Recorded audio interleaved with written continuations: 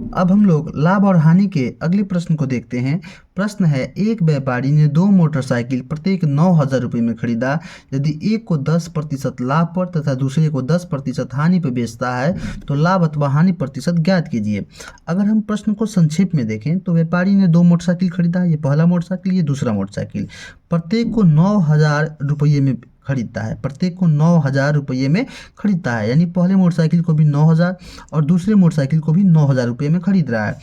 अगर वह पहले मोटरसाइकिल को बेचता है तो उसे 10% का लाभ हो रहा है, जबकि वह दूसरे मोटरसाइकिल को बेचता है तो उसे 10% का हानि हो रहा है।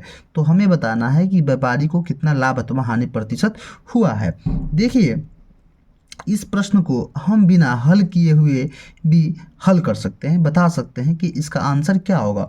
तो एक नियम है, नियम कहता है कि अगर दो वस्तु का क्रय मूल्य समान हो, अगर दो वस्तु का क्रय मूल्य समान हो, चूँकि यहाँ पे दोनों वस्तु का क्रय मूल्य समान है, तो यदि दो वस्तु का क्रय मूल्य समान हो तथा पहले वस्तु को बेचने पर X% का लाभ तथा दूसरे वस्तु को बेचने पर X% की हानि, यानी लाभ तथा हानि प्रतिशत भी समान होना चाहिए।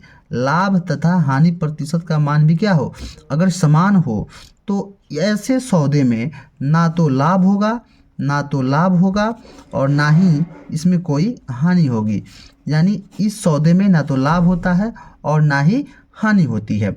ठीक है, तो यानी व्यापारी को इसमें कोई ना तो लाभ होगा और ना ही इसमें कोई हानि होने वाली है, पहले मोटरसाइकिल को बेचने पर और दूसरे मोटरसाइकिल को बेचने पर।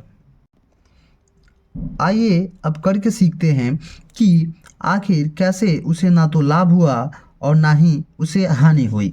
तो देखिए, पहले मोटरसाइकिल की जो कीमत है 9,000 रुपया है और जब वह उसे बेचेगा 10% लाभ पर, तब क्या होगा कि 9,000 का अगर हम 10% निकालें तो हमें प्राप्त होगा 900।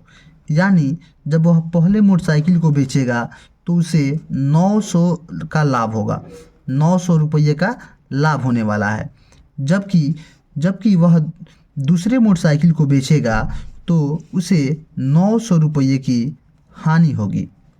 तो एक तरफ जहां उसे 900 रुपये का लाभ हो रहा है, दूसरी तरफ उसे 900 रुपये की हानि भी हो रही है।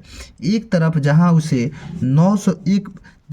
एक तरफ उसे 900 रुपये की लाभ हो रही है, दूसरी तरफ उसे 900 रुपये की हानि भी उठानी पड़ रही है।